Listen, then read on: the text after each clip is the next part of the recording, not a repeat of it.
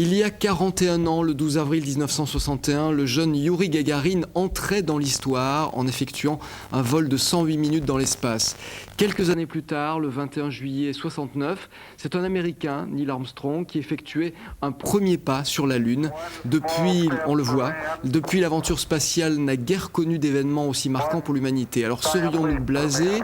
L'ambition des conquérants de l'espace s'est-elle endormie? Qu'est-ce qui pourrait de nouveau nous faire rêver? Autant de questions que nous avions envie de poser au deuxième Français à sortir de l'atmosphère terrestre, Patrick Baudry. Et ça tombe bien, aujourd'hui il est à Lyon pour rencontrer le public du planétarium de Vaux-en-Velin ce soir à 20h30, où il présentera aussi son livre intitulé « Le rêve spatial inachevé ». Le livre que voici, qui vient de sortir aux éditions Talendier. Merci d'être avec nous, Patrick Baudry, aujourd'hui. Et on va se refaire un petit plaisir. On va revoir ces images de Neil Armstrong qui pose un premier pied sur la surface de la Lune. C'est une image qu'on a tous vue 50 fois. Et moi, j'aimerais savoir, même si vous l'avez déjà beaucoup vu, quel effet ça vous fait de les revoir chaque fois? Le même effet, à l'exception près que je connais bien Neil Armstrong. Je l'ai amené voler récemment sur les Pyrénées, vous voyez. Et il pilote encore très bien. Et ça fait quoi de rencontrer ce monsieur? Pour moi, c'est quelqu'un, bien sûr, que j'admire beaucoup, mais également que j'envie beaucoup. Et on espérait à une époque, il n'y a pas très longtemps, il y a 15 ans, qu'on pourrait suivre ses traces, c'est-à-dire retourner sur la Lune, y travailler, y établir une station spatiale, une base spatiale permanente. Et malheureusement, ces espoirs et ces projets n'ont pas été concrétisés. Et aujourd'hui, on a entamé un nouveau siècle, on est au 21e siècle, et vous l'avez très bien dit, je veux dire, Youri Gagarin, c'était il y a 41 ans, et on a l'impression d'être encore à l'époque de Youri Gagarin. C'est-à-dire on a effacé Neil Armstrong en quelque sorte, c'est assez paradoxal. Alors c'est ce que vous dites dans ce livre, qui raconte quand même toute cette... j'avais parlé d'Odyssée, qui fait référence à l'Odyssée de l'espace, mais c'est un petit peu ça, toute cette conquête spatiale, tout ce qu'il a préparé, puis toute son histoire. Et c'est vrai qu'entre-temps, il ne s'est pas passé grand-chose, et puis on a beaucoup banalisé les vols, c'est devenu commercial, et d'ailleurs ça l'est. Oui, si on va dans l'espace aujourd'hui, l'aspect commercial est tout de même une bonne chose, bien sûr. Ce qui est plus regrettable, c'est de voir que l'aspect purement scientifique et ambition, découverte, avancée, devient de plus en plus absent. On continue à tourner sans fin autour de la Terre, alors que, comme le disait Tsiolkovsky, c'est un des personnages que j'essaye vraiment de bien décrire dans mon livre, parce que c'est lui qui est à l'origine de toute cette aventure spatiale. Tsiolkovsky disait l'homme, le berceau de l'humanité est la Terre, et on ne voit pas quelqu'un qui reste dans son berceau toute sa vie. Et donc l'humanité est destinée à aller plus loin, à aller vivre ailleurs, à aller de plus en plus loin dans l'univers. Et aujourd'hui, bon, dans une virgule du temps, soyons justes, parce que quelques années, voire quelques dizaines d'années n'ont pas grande importance. Néanmoins, on peut regretter que, étant donné l'effort financier qui est consenti encore aujourd'hui, on n'en profite pas pour aller plus loin et pour continuer à avancer. Alors c'est vrai qu'on tourne un petit peu en rond, mais j'aimerais néanmoins savoir ce que vous pensez d'un événement qui est dans l'actualité, puisque ce matin, il était, je crois, 6h et quelques du matin, un Sud-Africain s'est envolé de Baïkonour. On va d'ailleurs en voir les images. Il s'appelle Mark Shuttleworth. C'est un milliardaire. Il a payé 20 millions de dollars pour se faire le plaisir dans l'espace. Qu'est-ce que ça vous inspire? Est-ce que vous y voyez quand même la passion de quelqu'un pour l'espace, ou la facilité de l'argent de quelqu'un qui a beaucoup d'argent? Beaucoup de joie et beaucoup de satisfaction, parce que l'orbite basse autour de la Terre, qu'on a explorée depuis plus de 40 ans, donc, est vraiment optimisé lorsqu'on l'utilise pour faire du tourisme, c'est-à-dire pour vivre quelque chose sur le plan humain d'exceptionnel, de très enrichissant. Et c'est ce que fait aujourd'hui Mark Shuttleworth. Et je trouve qu'il a bien raison, dépenser 20 millions de dollars lorsqu'on le peut, bien sûr, pour vivre quelque chose de cette dimension.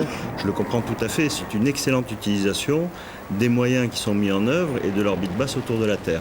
Je crois que c'est la meilleure utilisation qu'on puisse faire aujourd'hui de l'orbite basse en ce qui concerne les vols habités, le tourisme. Alors dans votre livre, vous parlez de ces passionnés qui ont été le moteur de cette conquête de l'espace. Vous parlez un peu aussi de tous ces, on va dire, ces politiques médiocres qui n'ont pas d'ambition, qui n'ont pas de vision. Est-ce que finalement, ce ne sont pas des personnes comme ce milliardaire qui vont pousser les politiques à aller plus loin, justement pour le plaisir? Oui, peut-être. En tous les cas, je le souhaite. Je souhaite que cela provoque un réveil, un sursaut. Car, vous savez, pour que l'homme soit justifié dans l'espace, il faut qu'il amène trois choses essentielles. La première, c'est bien sûr une avancée scientifique. Une avancée de nos connaissances, c'est quand même le but derrière tout cela. Une avancée technologique, étant donné les sommes investies et les efforts que l'on y consacre, c'est la moindre des choses que d'avoir des retombées technologiques et de faire avancer le reste de l'industrie et notre vie sur Terre. Et puis le troisième paramètre qui est essentiel, c'est le rêve. Car l'homme dans l'espace, c'est avant tout aussi nos rêves, il est porteur de nos rêves. Et aujourd'hui, tout ceci est singulièrement absent. Alors les touristes, disons Mark Shuttleworth, Denis Tito et ceux qui vont suivre, peut-être nous feront nous rendre compte mieux et surtout peut-être réveilleront nos politiques. Quoi qu'on dise nos politiques aujourd'hui, c'est un mot qui est galvaudé, qui ne correspond plus à la réalité, puisqu'il n'y a plus de vision. Et c'est cette vision qui manque aujourd'hui. Les hommes sont là, je veux dire, les astronautes d'aujourd'hui sont aussi volontaires, enthousiastes, passionnés, courageux que hier. Il y a des Gagarines aujourd'hui? Il y a évidemment des Gagarines aujourd'hui, évidemment. Seulement, ils ne peuvent pas s'exprimer. Est-ce que vous en êtes un ou est-ce que vous en étiez un au moment où vous êtes allé dans l'espace? On va revoir ces images aussi, la navette Discovery, c'était en juin 86. Nous sommes tous des enfants de Gagarine, en quelque sorte, parce que nous sommes tous des passionnés et on a, disons, consacré l'essentiel de nos efforts dans notre vie à participer à cette aventure de l'espace.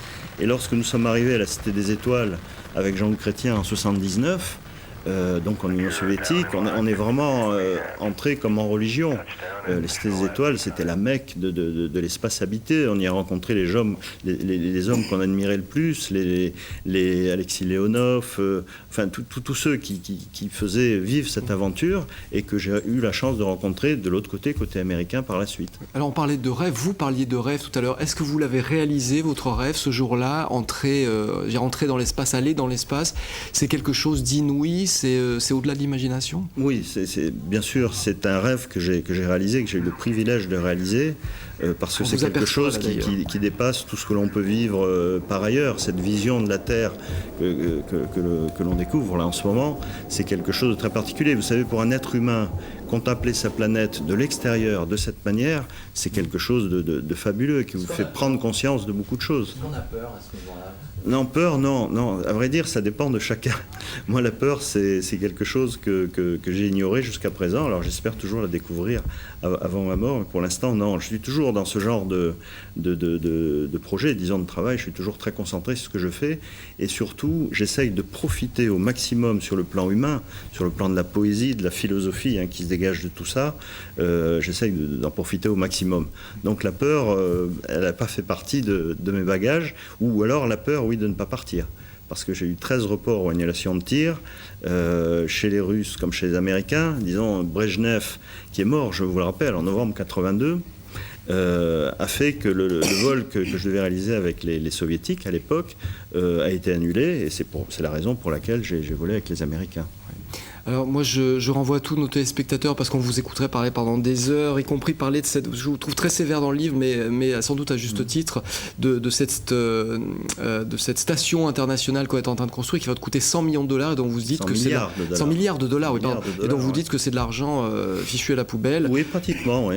Oui, je crois que c'est vraiment un gâchis de compétences, d'hommes et d'argent, parce qu'on pourrait faire beaucoup mieux avec de tels budgets. Alors au-delà de ce constat, je renvoie nos téléspectateurs à votre livre, Le rêve spatial inachevé, aux éditions Talendier, qui nous permet de rêver puis de penser à l'avenir aussi. Puis je rappelle qu'on vous rencontre ce soir, si on le souhaite, au Planétarium de Vaux-en-Velin, c'est à partir de 20h30.